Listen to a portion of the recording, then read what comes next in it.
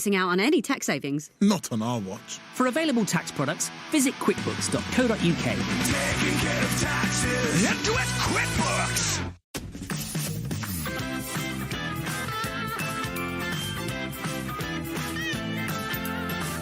Welcome to the Broken Metatarsal, where we celebrate everything that Naughty's football had to offer. My name is Rich Williams. Joining me today, Planet Football editor Mark Holmes. Guten Tag. Thank you very much. Appropriate for 2006. We'll come on to that later.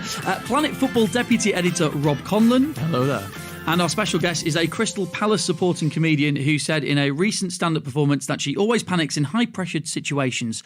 Just wait until we start Football Fact or Football Fiction later on the podcast. It's a very warm welcome to Chloe Petts. Hello. Hi, thank you. And it's good to hear that you've done some thorough research about me. That's lovely. I did one bit of research. You did one bit of research and just picked the first thing that I said. I went to your Twitter, but I couldn't find anything out of that would work for an intro. So I parked that there. And then I went on to I watched some of your stand-up, which was great. And I did that one bit, which I think was to do with dealing with bullies. Is it to do with that? And you mentioned that you struggle in high-pressure situations, but I'm sure we'll be fine. What I was looking for was just you to compliment my stand-up, which you did. So that's what I did. I realised after the first bit that that's what you were angling for, and I managed to do it. So I need to watch that bit on dealing with bullies. I need to watch that. Behind the scenes, Rich is quite the problematic character, and he's causing me all sorts of issues. So let's give that a watch. Well, you're sat next to me, so I'll protect you today. Thank you very much. This is quite the accusation. I'm just going to stay in the corner if that's all right. Yeah, don't say anything at this stage. See what I mean? Absolutely. This episode is brought to you by our friends at Football Index, the football stock market where you can buy and sell players for real money. Sign up today at footballindex.co.uk and use the code TBMINDEX to trade with a £500 money-back guarantee. New customers only. 18 plus. Now, before we get into today's theme, which is obviously talking about England and the golden generation, we'll get there in a moment. I do have to mention one thing, but now I feel bad mentioning this off the back of you suggesting that I'm some sort of behind-the-scenes bully, Mark. And this What now, Rich? I did want to mention Mark's foot, which is currently injured. It is suspected broken metatarsal. Thankfully not. But that was the fear. Oh, have you had it checked out now? Well, no, but I mean, I'm just judging it off pain. What did you actually do to it? Someone stamped on it after about 2 minutes, which hurt significantly. Woke up on Sunday morning. It was just full of fluid and it's bruised over. Did you play on? Of course I played on. Nice. Warrior. Yeah. Oh, it was during football then? It wasn't just a sort of... That was my wife. 2 minutes of waking up, have that. Straight onto the foot. Now, we were lucky enough and delighted to receive a picture of said foot and injury. Chloe, be glad you didn't see this picture. I opened it at a time when I was eating, which was regretful at the best of times. It was pretty swollen though, mate. It's got worse since then. You should see the bruising now. I won't get it out. Whip it out. Come on, let's Whip have a it, look. get your foot out. That's what we all want to see. Rich, can you stop bullying me? Sorry. Let me keep my feet on the table. Okay, so let's go on with today's episode, because each episode we dig into one element of the noughties, from the sublime to the ridiculous. Today we remember the cream of Sven's crop, a national team that was destined for the top. When Owen was master, the Germans were thrashed before Korea and Japan, where our dreams were dashed. Still, we oozed positivity. We became believers for a team of players that would end up as underachievers. The cusp of glory for the whole of our nation. Today we remember England's golden generation.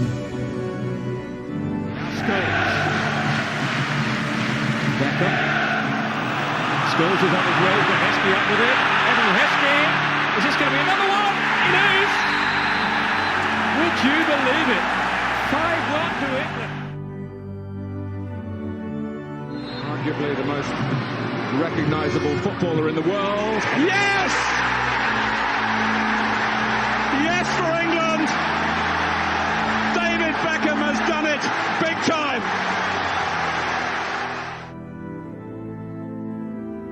Rooney who chases, and Rooney who still goes.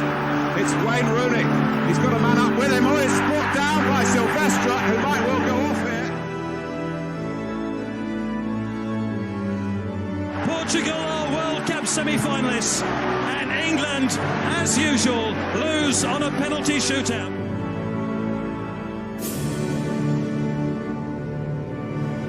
Also today we will have football fact or football fiction. And speaking of that golden generation, a player that was capped a couple of times during it, not a mainstay part of that generation, but Paul Konchesky, who we spoke to, who gives us an inside information on Sven and the players that were around at that time. Did you know, Chloe, that Paul Konchesky now runs a cafe? I did not know that. If you were Paul Konchesky, what would you call your cafe? Konchesky's Calf. Conch's Calf, but cafe spelt with a K. That's lovely. And it's Conch. Conch's Cafe, yeah. It's got a bit of a Lord of the Flies sort of reference to it there. I'm sure he was going for that literary reference if I know Paul. That was definitely what he was going for. So we'll have a chat with him later as well. And Rob and I spoke to him, and it really interesting to get an insight of some of the stuff that was going on in that England camp, especially at meal times, but I don't want to give too much away just now. He's the most East London man I've ever spoken to. If you were to just listen to his voice now and not picture him, you would picture a white van man, I think. But in the nicest possible way. What a lovely stereotype. Sorry to all East London listeners. Mark's upset me. You've upset everyone in East London. Londoners. I'm yet to be upset, but it's coming. I can feel it coming. It's on the way.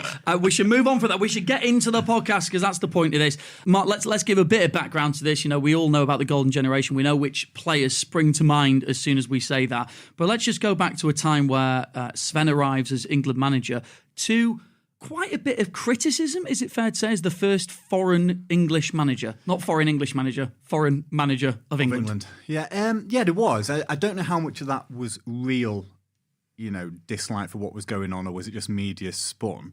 Because I certainly didn't have a problem with it. I thought it was fantastic that a world-class manager was going to take over this team and hopefully transform us. And it's interesting, actually, looking back, when we talk about the golden generation, when is that period from and until? But, just before Sven, obviously, Kevin Keegan quit, and then we had Howard Wilkinson in charge for a game. Phil Taylor? Yeah. Why doesn't that sound right? Before he went into darts. Yes, the darts player. Or is it Peter Taylor? Peter Taylor, Phil Taylor is the darts player, yeah. Peter the Power. I am from Stoke-on-Trent, everybody. Please excuse me. Phil Taylor comes in. But when you look back at some of the players of that period, just pre-Sven, it's a completely different era. It feels like a bygone, Keown, even who was involved in the early Sven days, feels like a bygone era. Dennis Wise in midfield, Ray Parlour, good players, but it just doesn't feel, golden generation they weren't. So yeah, personally, I was hugely excited. Bronze generation. The bronze generation, yeah.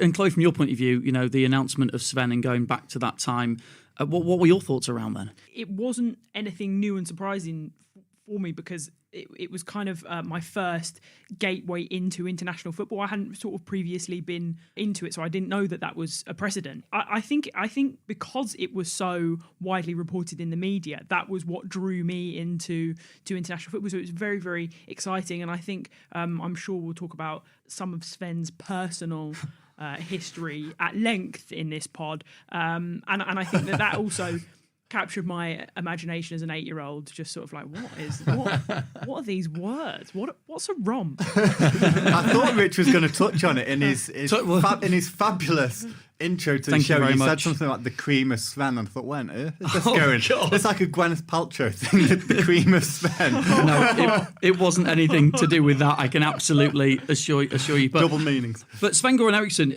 was kind of like a category A sort of name, and did bring a huge profile and interest to England at that time. He's probably forgotten. We were chatting about this in the office earlier, but he was a really, really good manager, and it kind of gets forgotten amid what Mark has alluded to there. And he's become sort of this comedy character, but he was like a world-class manager and really successful, and it was a bit of a coup for England to get him. When you look through the team, you actually look at that early team, it's great players. They weren't called the Golden Generation for no reason, were they? It's interesting, again, looking at his early games up until the Germany game, really. Like Germany game, you had Gary Neville-Cole, Ferdinand Campbell. It's starting to feel like the basis of a team. But in his early days, Chris Powell, he was throwing out caps left, willy-nilly, really. McCann played in the first game against Spain, and Thompson played, So it was interesting, that initial transition period to slowly building up. And then Ashley Cole, I think, played in Sven's third game. Gerrard started in his fourth. Joe Cole came on, and Hargreaves was capped. So it's interesting seeing the building of that golden generation, but it wasn't there from the day he took over, not at all. Michael Ricketts didn't make the cut, did he? He was left out of that generation. Yeah, you mentioned Germany 1, England 5. So it seems at least appropriate to spend a good amount of time reliving one of the greatest modern memories for England fans. First game I ever watched by myself in a pub, so absolutely phenomenal memories. How old were you? I would have been 16. It was a Market Tavern in Hanley, followed by a trip to the Place, which was just the worst club, but it had a bar attached to the club that if you went to the bar early enough, the bouncers hadn't started. You're in the bar, you're in the club. It's happy days. So that was mine. That was just phenomenal. You went to the club on your own? No, I was with friends, but when I said unsupervised, I did think I'm going to the pub by myself, Mum. And I've been a solo drinker for 20 years now. Who's that little wiry kid in the corner who's downing stout watching Do you know England what, all though? by To any 16-year-olds who are thinking about getting into the drinking game, I think that would be a great tactic. Go by yourself. The confidence to turn up to the pub by yourself at 16, he must be 18. With a newspaper. With a newspaper, yeah, and bring your own snacks. He's definitely old enough. Like a large trench coat. You're on top of your other 16-year-old friends.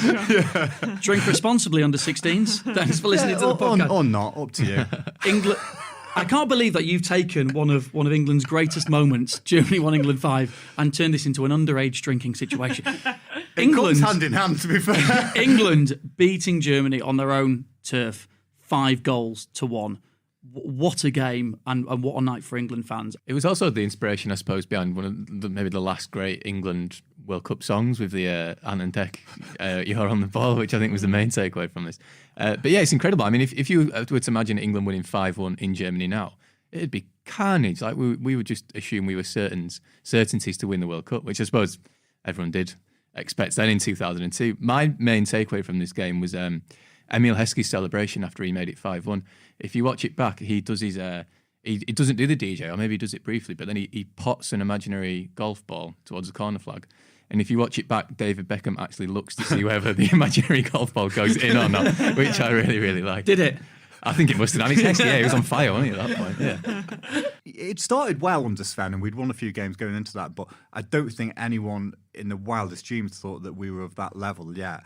But then, as I say, it was just almost this marriage suddenly of landing on this golden generation. You know, Owen and Heskey were up front. Previously, Andy Cole had been playing, nothing against Andy Cole, but Owen and Heskey is the golden generation strike force. So he just landed upon it at the absolutely perfect time to go and beat the old enemy.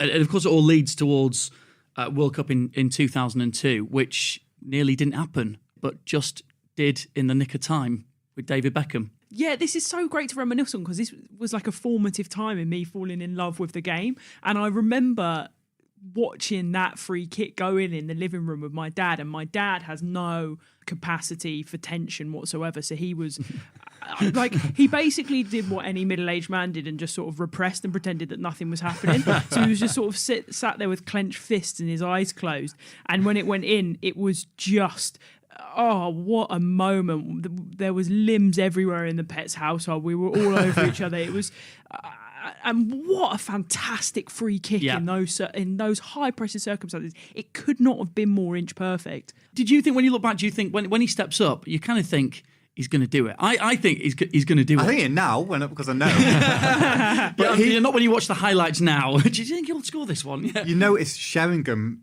as a word, and I think he's thinking, can I ever go now, Bex? Because he'd taken a lot of free kicks in that game. The second half, I'll never forget that second half as long as I live, because it was just a one-man ball of determination to pull that around for England. He was playing on the right wing, but he was in the middle. He was just basically doing what he wanted, when he wanted, flying in tackles, winning it, pinging balls, taking every free kick, every cut. It was absolutely amazing because it came off.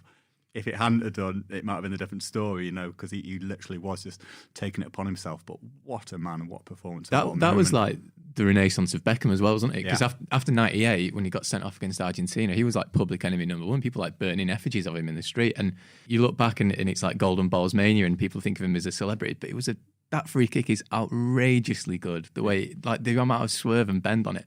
And like you say about just how hard he worked, people forget about that. Like, he was a grafter, and he just dragged England over the line in that game. It's unbelievable. It's amazing. You kind of touched on it there, the slim or the thin lines that can change the course of history. Mm-hmm. that doesn't go in, that's it. I mean, Sven must look back at that moment and think, thank you, because it's such a thin line, isn't it? But the thing is that this happened 18 years ago, and we're sat round still grinning about it. And it's because it is the impossibility of it. As you say, when something like that happens in football, you just can't believe how lucky you are to be on the team that gets to experience that. And I think that's what the incredible beauty of it is, and that's what we all fell in love with. It's Roy of the Rovers, isn't it? It's like cartoonish almost. It's not meant to happen. Like Gerrard had it at Liverpool for a little while, where he would just come up with these moments, and you think, what? That's not how football's meant to work. And Beckham had that as well. Yeah, and I don't think we'd speak about it quite so fondly. It would have been amazing no matter what if Sheringham had put it in. But because it was Beckham, because it was that performance, because of the arc of what had happened 4 years ago, because of just everything, and it was David Beckham, and I just could speak about Beckham all day. I love him, absolutely love the man. Go for it. 40 minutes on David Beckham. No one's in a rush. Here now is your Mark Holmes, David Beckham monologue for the next half hour, and his celebration at the end as well is great. He goes over towards the corner, and everyone's going mad, and it's arms stretched out. And the front page then is done with the St George's. Do you cross in the think they do that? They know that, don't they? Football They're not players. daft. They're not Especially daft. David They know what the picture's going to be, right? But he did it perfectly, which kind of leads us, I guess, to World Cup 2002. Beckham Renaissance kind of crystallises in that because there's the Argentina game, which is the complete payback for 98 when he scores the penalty, and I think Owen dives for the penalty as well, which kind of makes it all the sweeter that he sort of plays them at their own game almost. But the story of that, which I really like, which I think Darren Anderton mentioned, after the 98 game, when the England players were leaving the ground, the Argentina players were in their coach and banging on the windows and celebrating and really rubbing it in. So once England won in 2002, as the Argentina players were going back to their bus, the England players were giving it the same shit back, which is really nice to imagine. Maybe they should have waited till they'd actually done something in the tournament of significance before Argentina doing that. didn't win in 98, so... Well, also true. The football has these weird kind of quirks of throwing things up, as it would do a couple of times for Sven. You know, the first game's against Sweden, isn't it? It was also the tournament, of course, which basically inspired this podcast, the Broken Metatarsal, because Beckham had done it against Deportivo in the Champions League for United in April. Gary Neville then broke his metatarsal in the very next Champions League game. Danny Murphy did it in World Cup training after being called up to replace Gerrard. So there's 3 players who broke the metatarsals. And now we can add you to the list. Well, yours is a half break. Yeah. But I was looking up just to see what was said at the time, because we've said this in previous podcasts, Chloe, that no one knew what a metatarsal was. Absolutely not. Prior to this, and it's brilliant. I read the Guardian report, and it said when Neville broke the same obscure bone in his foot. It's not obscure. I mean, it's one of the big 5. It's if you didn't know about it.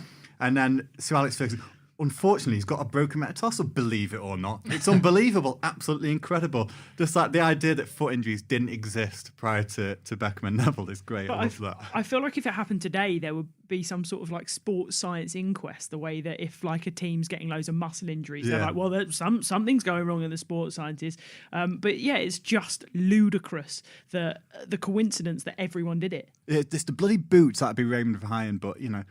They play football. It's probably it's quite a high chance, isn't it? Not that surprising. The feet. With all those metatarsal injuries, it just led to a really weird squad when you look back. So you had like Trevor Sinclair on the left wing, Danny Mills at right back, Nicky Butt's in midfield. I think was it Pele who said like Nicky Butt's the best midfielder at this World Cup or something mad like that. Where it's like, what Pele is that? says a lot. Well, yeah, I mean you can't really take everything he says seriously. But except about erectile dysfunction, he's spot on that. I think you'll be getting back to that later, won't you, with Sven? I think, Mark, but I'll leave it to you. But yeah, it was just all a bit meh, I guess. But then there's the second round, the knockout round. They played Denmark, and it's 3-0, and you think, oh wait, here we go. That's the bit that kills you, isn't it? Yeah, it's the bit that all right, okay, we're through the groups. So that's good.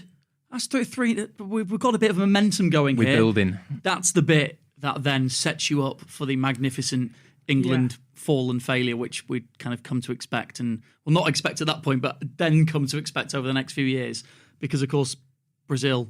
We took the lead in that game, right? We took the lead, and we were brilliant in the first half. Owen, fantastic goal when he's just capitalised on the poor touch through, took it as Owen just took every chance back in those days, and I thought, this is it, we're going to do it. And then as soon as Rivaldo scored just before half time, you thought, no, they're not going to do it. This is England, isn't it? And then obviously Ronaldinho scores that. Did he mean it? Of course he meant it, because it's Ronaldinho. But then people forget he was sent off 5 minutes later. We had like most of the second half against 10 men, and they didn't lay a glove on Brazil. It was awful. It was just, like you said, the classic England capitulation, having been so promising an hour earlier, and now I'm starting to cry. Oh, mate, come on. You're going to be okay. When you look at the highlights of that, and the commentary starts off with basically pitting it that the winner of this could well go on to win the World Cup, and it wasn't England. There's the quote that came out after that game as well, and it's never really been known who said it, but they equalised just before half-time, and the England players went into the dressing rooms. They were expecting this rip-roaring speech, this motivational speech from Sven. And the quote came out afterwards, and it's never been attributed to a player, although it's suspected it's from Gareth Southgate, which is quite funny knowing what we know about him now. But it says, "We needed Churchill, but we got Ian Duncan Smith," which is quite cutting. But then you think of Southgate now, and it's like, really? I mean, you're probably more Duncan Smith than Churchill. But you can imagine him saying that as well, though. Yeah. More so than some of the other players in the squad, perhaps. But I do think the commentary beforehand is symptomatic of what goes on what went on in the golden generation with England at World Cups. And it's essentially that they're not playing the game in front of them, they're playing the occasion. Because if you're essentially going, right, if we win this quarterfinal, we've won the World Cup. Yeah. It's not. It's putting high expectations upon a team that just need to win the game that they're playing. As we've established, 3 games earlier, they were banging on the windows because they'd beaten Argentina. So I think they did it even earlier than that, yeah. Talking about glass and commentary, actually, I was watching back the Argentina highlights. The John Motson commentary for the penalty is absolutely sensational. He says, "Hold the cups and glasses back home." He scores it. "You can smash them now." John, just calm down, John. Just stop encouraging violence. That's a pre-written one, I think, as well, isn't it? Definitely. It's kind of one of these weird ones where, like, this podcast is celebratory. Like, we look back, Golden Generation. It is quite difficult to do that based on the fact we know we're going to cover 3 tournaments here that all end in dismay. And, like, literally every single one of them ended in me crying in my living room or my mum telling me, like, I needed to go and calm down in the shower and sort of not knowing what was my tears in the water from the shower. So for me, this is not celebratory at all. It was actually quite painful having to do research to remind myself of what went on. Let's lift the mood, right? And we can each mention, a player from that golden generation that gave you joy during the golden generation. We've already mentioned David Beckham as well. Who would you pick out if you had to pick out one player from that golden generation? That puts a smile on your face. It puts a smile on my face. Darius Vassell. What was he doing in that squad? Just this sort of strange... I think it's that thing that sometimes you get these days where some teams will just be like, get us a target man, any target man. And it could literally be like, Christian Benteke. And Speaking from personal experience. Speaking from very harrowing personal experience. But it feels like maybe Vassell was just like, oh, we need another little man if Michael Owen gets injured. Like, he'll do. Was it Vassell that scored like an overhead kick on his debut? I do remember him scoring an overhead kick for England, yeah. 'Cause it's him and Ricketts. He made his debut in the same game as Ricketts, I think. And it can't be Ricketts who scores the overhead kicks. So funnily, I tend to remember more the missed penalty, but we'll come on to that. we'll come on to that shortly as well. Rob, is there a player that stands out for you? Like Chloe, not one of the main biggest names, I guess, but Joe Cole for me. I just loved him, and I know he's Chelsea and Leeds meant to hate him, but you said that about most players of most teams, so don't worry about that. Obviously, there was like this like left wing problem, and I know he maybe wasn't the natural to fit in, but he did the best by far. Some people say he never really did it for England, but I always think of him as, Lampard and Gerrard were the disappointing ones, whereas Cole just gave it his all, and I thought he came up with the moments of magic more often than not as well. And that was my second choice. When we've done Joe Cole, I don't like any of the others. Anyone you'll want to throw in them? Or you can have a think about one. Back in those days, I used to love, especially for the celebrations, like you say. But the perception of Heskey that we have now, looking back as a striker that didn't score goals, that didn't exist then. He did score goals, and he was the all-round package. So I used to love Heskey. We will come on to Euro 2004 in Portugal. We mentioned Vassell as a little teaser there, but before we do that, let's find out a little bit what life was like in the camp with a player who earned 2 caps under Sven-Goran Eriksson, who Rob and I caught up with and was really interesting to chat to. Here's what happened when we spoke to Paul Konchesky.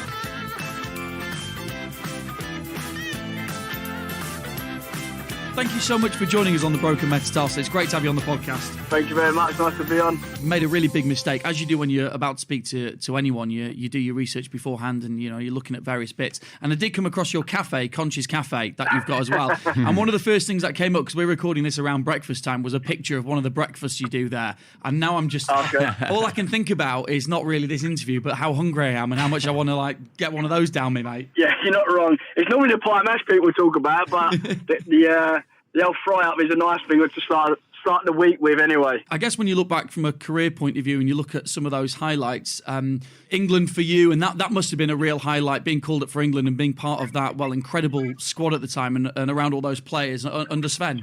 Yeah, obviously, growing up as a young boy, as a footballer, if you like, it's probably everyone's dream to play for their country. I was lucky enough to do it at most levels, but not at senior level until that call come, and it was a massive dream come true, really. And like you say, the players in the squad at the time were unbelievable, and they had a big aura about them. So it was a bit nervy, but it was a massive thing for me as well. What's that kind of first training session like? Like at club level, players talk about new signings getting judged straight away. Do you feel sort of under that pressure as a new cap coming into that team? Yeah, a little bit. And I was quite young as well when you got people like obviously Beckham and Scholes and Ferdinand and Terry. Never heard of them. Established England internationals, they've played hundreds of caps between them, and for someone, I think me and Scotty Parker as well went together, so I knew, and of players, but to train with them sort of players every day is still is a massive thing for obviously someone like myself to go and test myself against the best, really. That first call-up you got for the Australia game, you were one of a number of new players called into the squad for that game. One of them was a certain guy called Wayne Rooney. I don't know what he went on to achieve. But what was he like coming into that England system? He was such a young player at the time. He was 17. You could see that he was going to go on and be one of the best. How you see him on a match day, like aggressively on a weekend, that's how he first turned up for his first England training session with the big players, and that takes some guts to go and do that, doesn't it? As a kid at that age. Yeah, I think it does. Yeah, it really does. But I think he's that type of character that can do it, and he's shown why he can do it, and what he's gone on to achieve is probably a lot down to how he sets his stuff stall out when he goes in. There's no holding back with him, isn't there? From whether it's a training session or a match, kind of gives you the sense that if you were playing a lads and dads game in the garden with a sort of that under 10s, he'd still go in with the tackles there, wouldn't he? There'd be no holding back. He wants to win the game, right? That's right. He's got that mentality that all he wants to do is win. You can't take it out of him, and I think that's a good thing to have, because a lot of people would say there's not enough of that nowadays, and he's still. You watch him now at Derby. He wants to win football matches, and he's still playing at 35, 36 like he was at 17. So fair play to him, and I think that's why he's gone on and done what he's done. You sort of reeled off like a list of a fair few of the players that were in that squad, that golden generation at the time.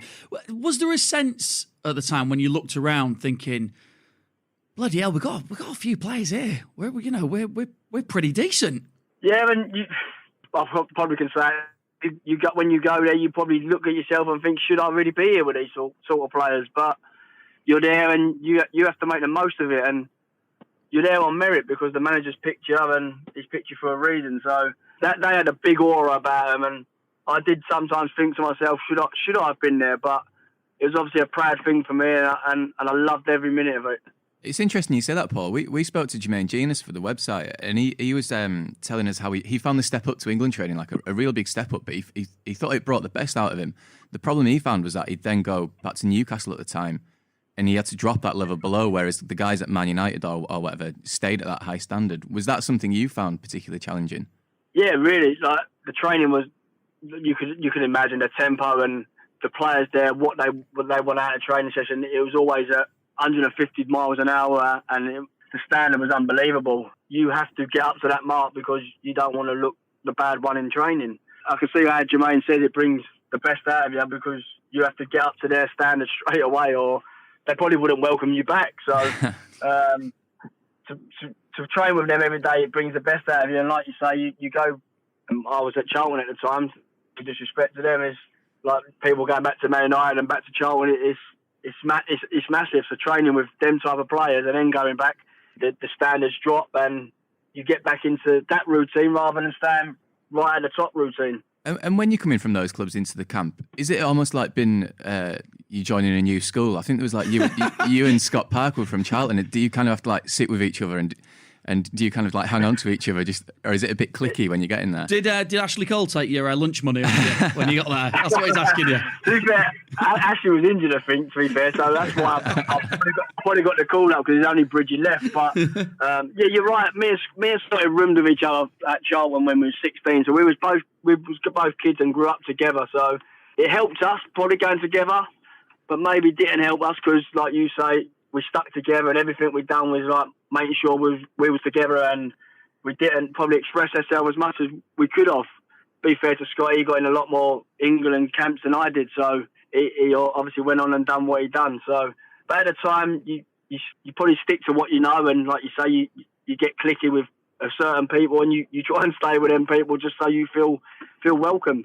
It's interesting you mentioned the word sort of clicky and cliques, because one of the things that was, I guess, always spoken about with England squads around that time is that there was this sense of cliques going on. Obviously, your situation there is slightly different because you're new, so you're going to stick with the new guys. That's a natural thing to do. But did you get a feeling around that time and it's been spoken about that there were cliques from different clubs and that was affecting things? Yeah, well, it was more at dinner time where you sit on a big table and you probably have Man U boys at one end and Liverpool down the other, and the rest just mingle in really in and around the building. That's how it was, and it has obviously moved on. But at that time, it was a little bit clicky. Yeah. I think you should get the whole squad down to Conchi's Cafe, mate, and mix them all up a little bit. Definitely. Bit of pie and I'll feed them up a bit anyway. Exactly. I'll get them fed up. What was Sven like? He gave you both your caps, and also you then went to join him at Leicester as well. How did you find him as a manager? The man management stuff with Sven was really, really good. He had a lot of time for every individual on and off the pitch, and he had obviously Todd Grip, who coached with him as well, and Steve McLaren, which I thought Steve was one of the best coaches I've ever worked for on the training ground. Sven was really good, and it was obviously good for me, and I spent a good 2 seasons with him at Leicester as well, so it was really good. When you look back on that time with England, are there any stories that really stick out in your mind that you can share with us? Well, obviously, when you're new to it, you just keep your head down. And what I will say is that you have dinner, and the captain, he's the one who lets you go. Once you finish your food, no one's allowed to leave the table until the captain says so. Once the captain's ready to leave, then all the players are allowed to go. So I thought that was very respectful and something I've never seen. But being with England, every meal the captain was the only one who allowed to disperse you, and once he was ready to leave, then we was allowed to leave. So in and around everything, the captain was really respectful, and he demanded them commands. Do you have to put your hand up if you need the bog? It was like being at school sometimes, but listen, you do anything to play for your country, so if that's what you had to do, you had to do it. Paul, you've been an absolute star. Thank you so much for joining us on the Broken Metatarsal, mate. No problem. Thank you very much for your time.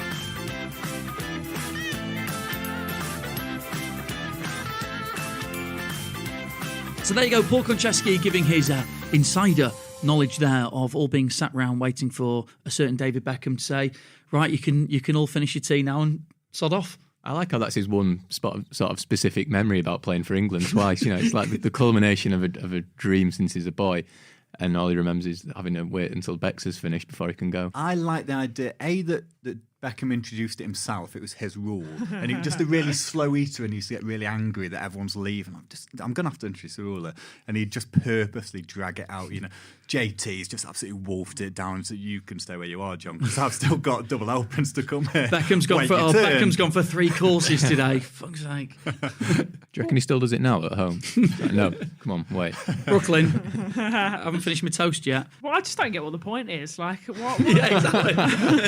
why are you trying to create this culture of deference to one man in England? Maybe it's just FOMO. All the lads were going off and playing like table tennis and he didn't want to miss out. You've got to wait until I'm ready, and then he runs and he gets there. Like, who's going to play me? I'm the captain. No, it was a power trip. Maybe no, don't say anything bad about David Beckham. Maybe it just didn't even matter because Bex was the quickest eater.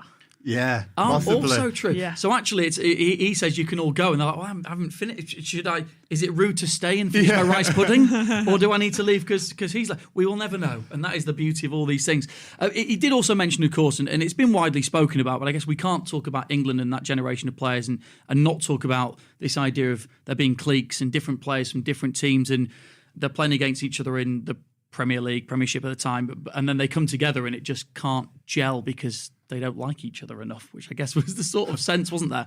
I like the thought that when they put a squad together, someone, Steve McLaren maybe, was sorting out the tables. Right, we need an 8-man table for the United boys. Can we just get a 2-seater for the Charlton lads just on the end there? And just everyone on their own little table. But when you think about it, it's a bit strange that if you were managing any situation, forget whether it's football or not, it's a little bit strange that you would allow cliques like that to happen. I guess there is the argument of they're all adults, so let them sit wherever they bloody want. But if you're trying to create any sort of environment where you're wanting people to gel together, it does seem a little bit odd to have allowed that to fester. And why couldn't they have put those club rivalries aside to go like, we want to win as England? And I always remember, like, around this time, I think I just went to my dad, like, do you think you could do like a good job as an England manager? He was like, absolutely, I'd win us the Euro and then the World Cup. And his idea was basically that he would have he'd do that thing where you line everyone up and you go like, right, 1, 2, 3, 4, 1, 2, 3, 4. All the ones go one corner, all the twos go one corner, all the threes go. And then he'd have like little games against each other to just like create this like little team building. But then of course that would sort of make new cliques in the 1, 2s, 3s and 4s. If he never gets the nod for the England job, and I'm not saying he won't, my lads under 7s teams, they do 1, 2, 3 for them and send them off to do little drills and stuff. So that could be his calling in life. I'm not discounting that the big nod will come from the FA, but if it doesn't, there might be an option there. How does it work in the under 7s team? Is it like successful? Is your son's team doing well? They're doing all right. They could do better. I'm not gonna. Maybe there is an opening there. Maybe they need. All right, I'll get on the phone to my dad after and see if he's interested. Yes, and I'd like to apologise to the current coaches of his under 7s team who are doing a sterling job and all voluntary. And I shouldn't any way, shape, or form criticising people giving up their own time to look after my lad, so I don't have to worry about him for an hour on a Thursday during training. Let's move on to for me. I think personally the most painful of the 3 tournaments under Sven, which is Euro 2004 in Portugal, which starts off with England 1, France 2. Another game which was going quite well until right at the end, where it doesn't go quite well, and then they concede 2 late goals. England and Rooney were absolutely unbelievable in that game. Even though we lost, my memory of that game is just chanting Rooney, Rooney, Rooney for 90 minutes in the pub. And I'm trying to... By yourself again. By myself, always by myself, yeah. People are just looking at me thinking, who is this? At least he's old enough to drink now. At least he's old enough 18 to drink now.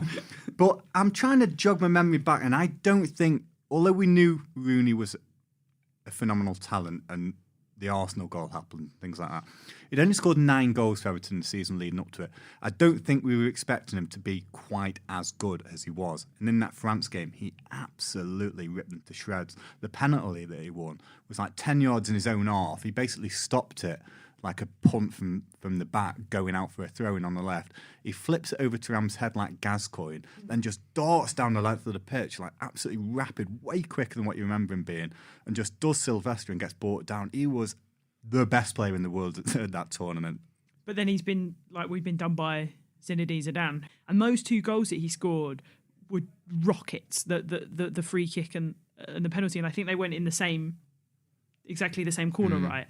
And they were just unstoppable. And it felt like something beyond earth, like beyond this world. Like he was just this special talent that just could pick up this game and win it for them despite our excellence. And then the next 2 games, 3-0 against Switzerland, couple for Rooney, 1 for Gerrard, 4-2 against Croatia, another couple for Rooney as well. That is a point where you're like, unlike previous tournament and tournaments that would be to come that we didn't know about that time, and you think, actually, that's a pretty good group stage. Yeah, I think that might be why Euro 2004 felt different to the other ones, because it was so exciting. The Portugal defeat is like the most England a major tournament defeat ever, where your best player gets injured, you play brilliantly, and then there's all this drama in extra time. You have a goal controversially disallowed, and then you lose on penalties.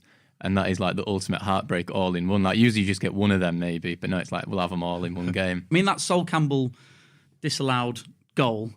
Not having it. We interviewed for the site Erzmai, the referee, and he still can't believe it that there's any debate about it. He's just so convinced it was clearly a foul, but I'm not having it. I think it's because it's the second time it had happened to Campbell, though, because it happened in Yeah. 98, didn't it? And it's just heartbreaking for him. And I remember that. It is sad. It is sad. And it was in the It's sad to 90th watch. minute as well to win it. I feel watching back these, like, I just feel genuinely gutted for the players. I mean, like, Ashley Cole was absolutely phenomenal against Cristiano Ronaldo that game.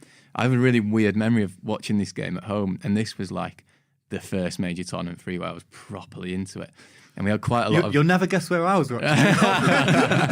we had like family and friends round to watch this game, and it got to extra time, and my sister was watching it upstairs with her boyfriend, which I think... Hello. Yeah, exactly. It raised a lot of suspicions. And their TV was slightly ahead of ours. So midway through extra time, England are 2-1 down. Frank Lampard scores. And us downstairs just hear my sister and my boyfriend scream, "Yes!" Euphoric cheers. And the picture of my dad's face at that moment will never, ever leave me, where he was sort of ready to run up the stairs and kill someone. And then he saw Lampard score and was like, "Oh, no, it's okay. That's fine." The penalty shootout is predictable, if somewhat, devastating as well. Beckham and Vassell missing. That's the one where the goalie Riccardi takes off his gloves for the last one, doesn't he? Which he just said in the end, he conceded a couple and thought, well, I'm going to mix it up a little bit. But for me, that's the most disappointing image is the fact that we went out and the goalie took his gloves off. And then he went and scored the next penalty. That for me is like, oh man, that just looks shit for us, doesn't it? My abiding memory is Beckham when he misses. He does the classic thing which you do on a Sunday morning if you do something shit and just look at the pitch. Looks at the spot. That's the spot. Puts his hand like, it wasn't me. But then Rui Costa misses it and he does the exact same thing. He looks at it as well. Maybe he was right. Postiga does this like little cheeky dink as well in that penalty shoot. Those little things just really piss you off, don't they? We've done a podcast about shithouses, and we said on that all the Portuguese players were shithouses, and this is proof of it. The ultimate shithousery against us. I think the equivalent podcast happening in Portugal right now discussing this is having a slightly different view on that. But this is extraordinarily England of England. Yeah, I think this is the most heartbreaking one for me. I'm trying to work out because I think the World Cup team in 2006 was a better collection of players, albeit they played worse. Whereas this was like, I guess this is maybe how people felt in Euro 96 when it felt like, no, this just feels right. And then suddenly it's just snatched away from you. And it's Ronaldo and he's a Man United player and it's just all gone wrong and it's horrible. Deep breath, everybody.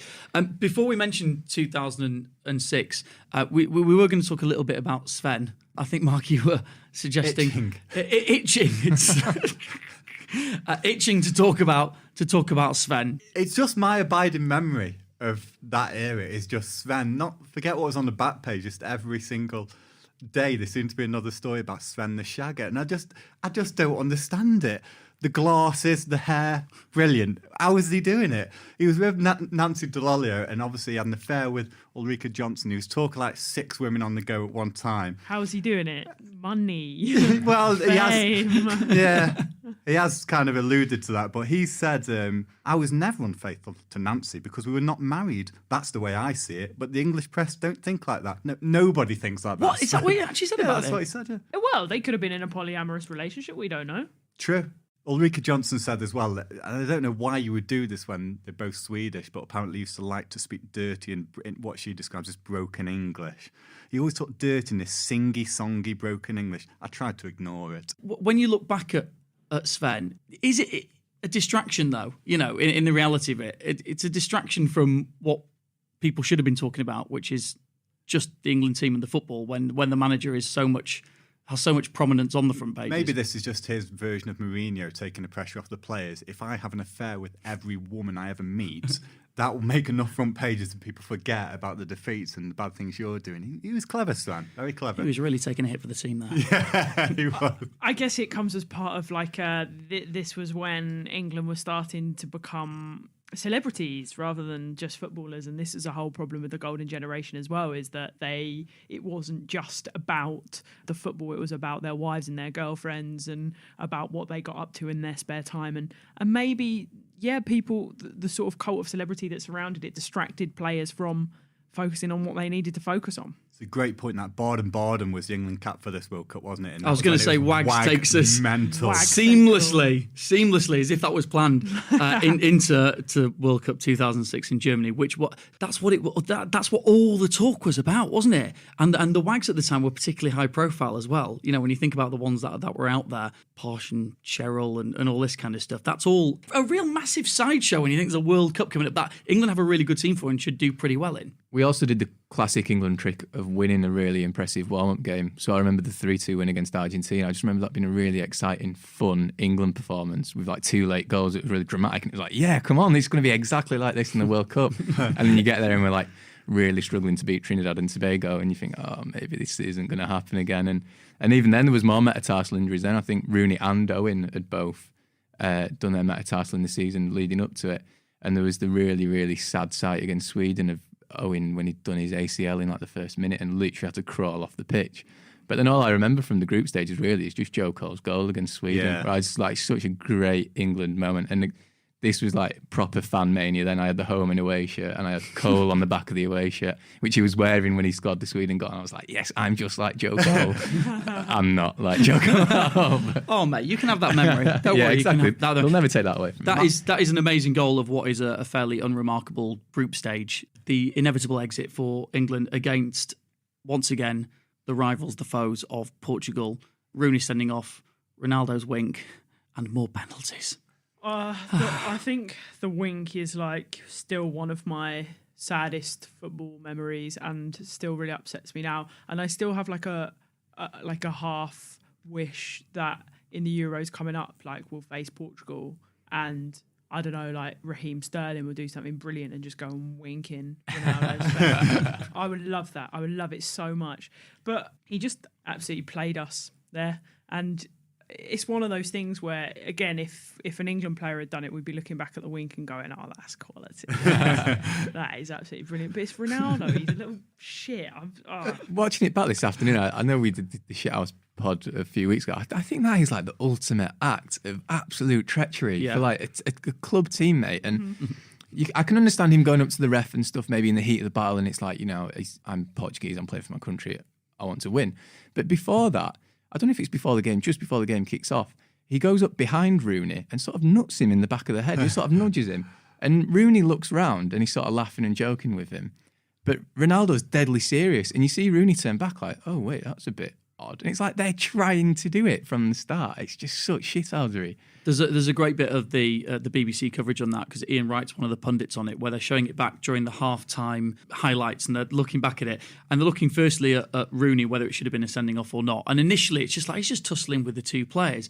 And then when you get the second look at it, you see that he's also sort of stamped him in the you-know-whats. And it is a red card. And then there's this other bit. So they're looking at it like, that's not a red card. And yeah, that is a red card. And then there's another bit where they then get the shot, and I think it's the first time that they've seen it of Cristiano Ronaldo walking away, and he does the wink, and Ian Wright just his natural reaction like, did he just wink then? That is his natural reaction to it, which was everyone's when they saw it. He just kind of summed it up absolutely perfectly because it was that, like you say, it was that act of, oh shit, that's really vindictive. And you see Rooney's face when he realises what Ronaldo's doing, and just it like dawns on him. It's mad. But I love Shearer's reaction as well, where he's like, if I was Rooney, I'd be going back to Man United training and sticking one on Cristiano Ronaldo. But like, they had like one of the best seasons together, the season following that. I just don't understand it because like I'm still like angry and upset about it now. Like Rooney was the one that it actually happened to. I don't know how he got over that. And we always sort of go on about Rooney's temperament, but good on him for rising above that and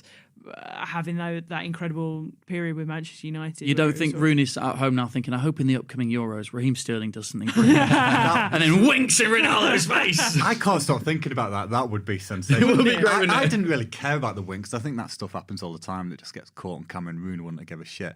Actually, we should be thanking him because it just gives us something to cling on to get angry about. And instead of having to go at Rooney like, he winked. He did what? That's worse than spitting. I'd rather have both my legs broken than him wink. We have to mention the penalties. Any team that only has to score 3 penalties to win a penalty shootout, the other team is really not deserving of going through in any way, shape or form. To score 1 penalty in a penalty shootout is pathetic. It's very England for us to be down to 10 men and save a substitution back until the 119th minute, bring Jamie Carragher on to take a penalty and then him miss. But like the only England player that scored in the shout was Owen Hargreaves, and that was like the overlooked storyline because he was so good in that game, Hargreaves. And England fans had actually booed him prior to that tournament. He came off the bench in the warm-up game against Hungary and got booed on. But isn't that because he's of the German allegiances? Well, yeah. I mean, I think he was just a bit of an odd player because he's like Canadian-born, Welsh mother, plays in Germany, represents England. No one really seen him play, and it's like everyone different times. Everyone loved Gerrard and Lampard, but it just didn't work. And then in that game, because Owen was injured, we played with a 5-man midfield and finally found a system that worked. And Hargreaves is phenomenal. And then it's like the tragedy of England is that we go out on penalties and Hargreaves is like forever injured, so we never even really see him do it again. It's just typical, isn't it? Very sort of England fan as well to like be very sceptical about something unless they're good. Oh, they're quite good. I've we like totally him changed now. my opinion now because he's actually quite good. Look, before we get on to football facts or football fiction, your overriding memories or feelings towards the golden generation of England, Chloe? Disappointment and sadness. It should have been so much more. But it would have just been so good if there was someone that was a decent manager that could have just come in and gone, I'm sorry, like, Lamps, I've got to drop you because it's not working. If someone had just put together a team rather than a bunch of individuals, turned it into this cohesive unit where everyone wanted to play together and for each other, it could have been so good. We missed out on something there. That feels like the rallying call that Gareth Southgate said he never got from Sven-Göran Eriksson. That's what that felt like to me. That was a beautiful moment. Thank you. Rob, anything for you, your overriding thoughts? I mean, these are my formative years as a football fan, so I'll always have how I felt in the summer of 2004. And I think even like I generally, for like 23 months out of 24, will be completely indifferent to England, but then when a major tournament comes around, there's always that little part of me that just can't help but get carried away. For me, Euro 2004 was my best summer as an England fan until probably 2018. I love thinking back to the players. I know we didn't win anything, but that France game will always stick in my mind. Rooney just being the best player in the world, it seemed. Sven up to all sorts, the fake chic, the wags, everything. It was just a great time to be alive. Love it. Right, let's get on to a bit of a football fact or football fiction. So here's how it works. If you are new to the podcast, Mark, Chloe and Rob all have a statement around today's theme, which of course is England's golden generation. Only one of these statements is a fact. The other two are totally made up. They are fiction. My job and your job is to work out the fact from the fiction. So we will start, as always, with Mark. So you may remember at the 2002 World Cup, a story come out about Ronaldinho, described him as being like a pneumatic drill in the bedroom. After that, Ulrika Johnson said that Sven was like a handheld drill. She was inspired by... It was as a direct response to that. It was a serialisation of her, and that's been said. And not a great review. Rob, moving on from that, please do quickly into more of the post-Sven era with Fabio Capello. David Bentley and Jimmy Bullard were obsessed with their idea that Capello looked like Postman Pat when they were briefly in the England squad. This might explain why it was only briefly, because whenever he would walk by, they would sing the Postman Pat theme tune.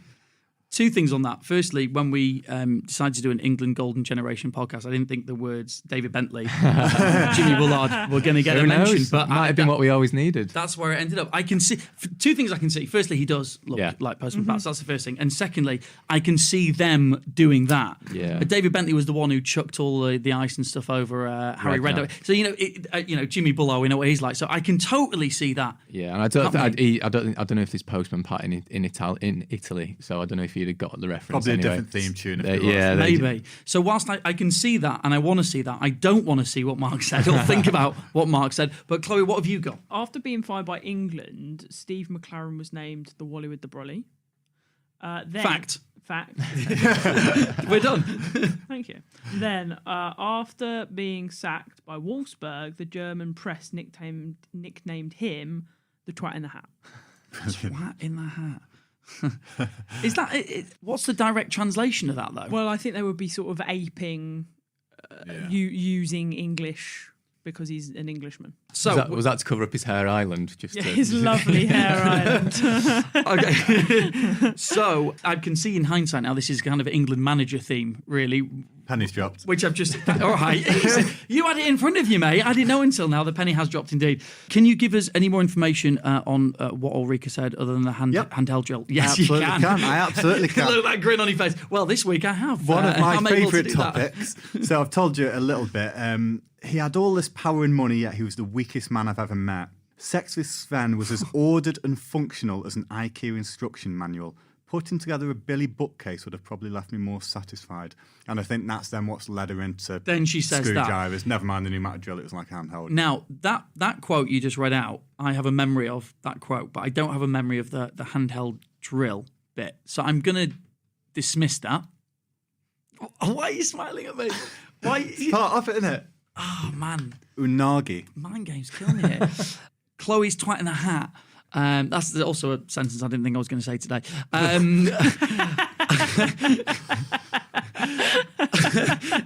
So I don't know whether would they go for a direct sort of translation now. I'm not sure with it being in Germany. I don't know. So I think he Persuade me. His last game for Wolfsburg, he was wearing this horrible little, like, it wasn't even a beanie. It was kind of like snood material just on his head. And it was raining and he just looked like this sort of despondent, lonely figure. And I think they just thought it would be funny to sort of do a shit rhyme. There's definitely history of the German media doing that as well, aping English headlines. Which team are you on here? Is it your fan? Well, you've dismissed me. Okay, so. oh, that's true. I've got an image of the way you've described that of him wearing like it looks almost like a comedy toupee on his head. That's the image I've got. And the Postman Pat one, when would they do this? Every time they saw him, they would go past and they start humming it or singing it? It was more at dinner time. So obviously Bullard and Bentley were like the pranksters and they wanted to get team morale up. So whenever he walked past it, dinner, it was like, oh, come on, lads, let's join in. And everyone was like, no, lads, it's the gaffer, and they're all quite scared of Capello. And that's probably why the other players stayed in the squad and Bentley and Bullard. I was going to say, because they talked quite a bit about Capello being very regimented and kind of strict, and you wouldn't want to get on the wrong side of him. But they didn't give a shit, did they? And that's why they won. Well, I don't think Bullard did get a cap for England in the end. Very much against my better judgment, I am going to say that Bullard and Bentley sang the Postman Pat theme when they saw Capello. For once, Rich, you are right. Yes! Finally, he's done it. Oh, this is genuinely a great moment. England didn't win for me, all, for no one else. Well, yes, perfect. Give it the wink. Give it the wink. This is the end that the golden generation deserved, but never got. Right, fantastic. And that was it. Did he ever know? Did he ever catch on about that? Do we know? Or? I'm not too sure, to be honest. They'd probably still sing it now. Yeah, I've heard Crouchy speaking about it and saying that it was quite widely used. It was widely adopted, but no one was stupid enough to say it in front of him, apart from Bentley and Bullard. which doesn't surprise anyone. That bad though, is it? To look like Postman Pat? There's worse people you could look like. No, but it's singing it in front. Sing it. Not Mr. Blobby, is it? This episode was brought to you by our friends at Football Index, the football stock market where you can buy and sell players for real money. Sign up today at footballindex.co.uk and use the code TBMINDEX to trade with a £500 money back guarantee. New customers only. 18 plus. I am glad that the Golden Generation podcast ended up on a positive note there because we were worried at one point. And thank you for joining us, Mark. Thank you very much. Thank you, Rob. Cheers. And Chloe, thank you so much for joining us. Thank you so much for having me. I've had a lovely time. And that you're the only person guest who's ever said that. We genuinely appreciate that. And we'll see you next time on the Broken Metatarsal.